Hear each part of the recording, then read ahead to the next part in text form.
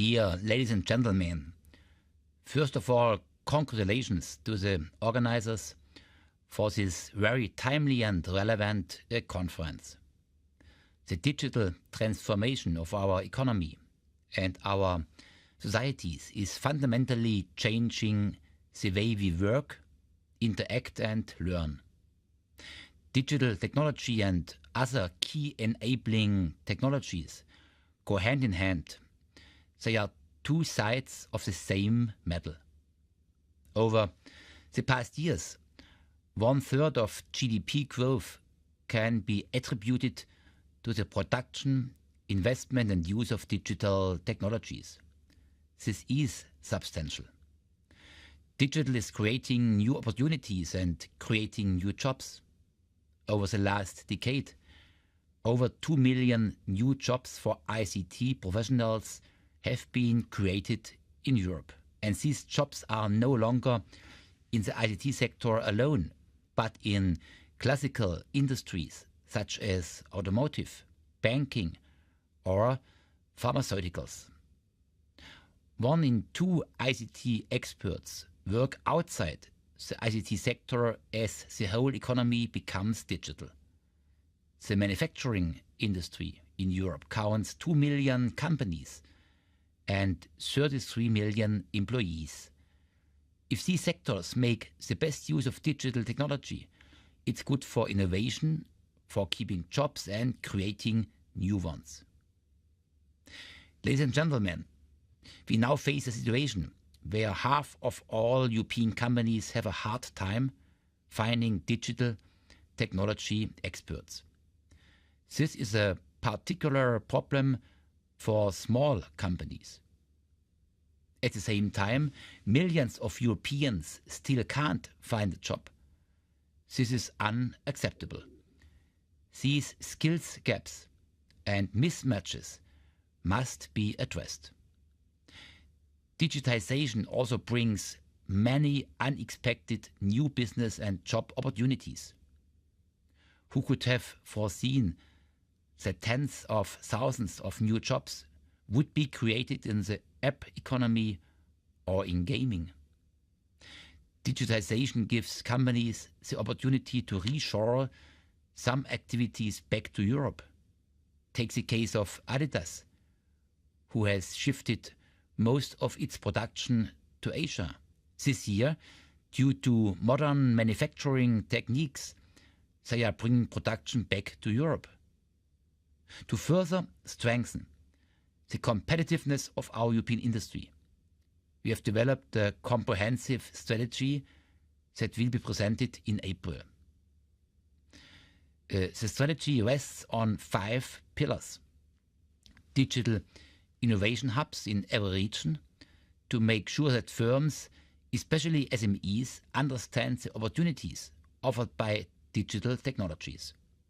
We will create leadership in digital industrial value chains, promote industry-driven standardization processes, and provide the best legislative framework conditions. And we will make sure to address the skills gap that holds back our companies to enter the new age of Industry 4.0. This is not just an issue of training more engineers and ICT professionals. In the future, every employee will need to be digitally literate. And there is some work ahead. While most jobs already require a basic level of digital skills, 1 in 3 Europeans have no or very low digital skills. So the digital transformation of Europe will require a massive effort to upskill and reskill our labor force. There are concerns that there will not be enough jobs for everybody in the future. In one of our recent studies, 70% of European citizens said that they believe that robots will steal people's jobs. There's no strong evidence that this would happen. This did not happen in the previous industrial revolutions. Data on current employment trends show that employment rates have not fallen over time. Look at Germany. According to a study by the International Federation for Robotics, robot density has risen about 80% in German industry between 2000 and 2011. At the same time, overall employment in German industry has remained constant at about 6 million, while production has increased by about 6% annually. Nevertheless, these fears should be taken seriously, and we must enter into a dialogue with civil society, trade unions, and employers on these matters. Ladies and gentlemen, Europe is not competitive on labor costs in a globalized economy. We have to compete on quality, innovation, and to be highly productive. There are already many successful examples of this. Take Siemens. They have built a new electronics plant in Amberg in Bavaria.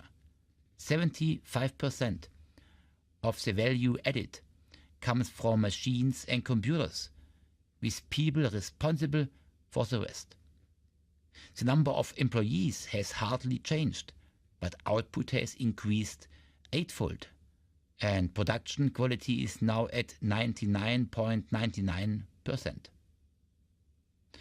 Ladies and gentlemen, I have no doubt Europe has a great window of opportunity for reindustrialization if we manage to reskill the workforce for the jobs of tomorrow. We need to modernize education to embrace the digital revolution. This starts in our classrooms. There are significant gaps in terms of equipment, as 60% of 9-year-olds learn today in schools without using ICT. In Germany, only 1 in 3 teachers uses ICT in education, as compared to 3 in 4 teachers in Netherlands or Denmark. These challenges are huge. The European Commission cannot tackle these challenges alone. Member States' governments cannot do it alone. It has to be a joint effort between all stakeholders, both in the public and private sector. While the need for new and better skills is a cross-European issue, implementation has to take place at national and regional level.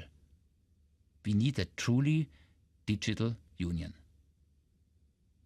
I will continue to raise digital skills whenever I meet a minister from a member state or region, and we will increase the role of national digital skills platforms in the Grand Coalition for Digital Jobs.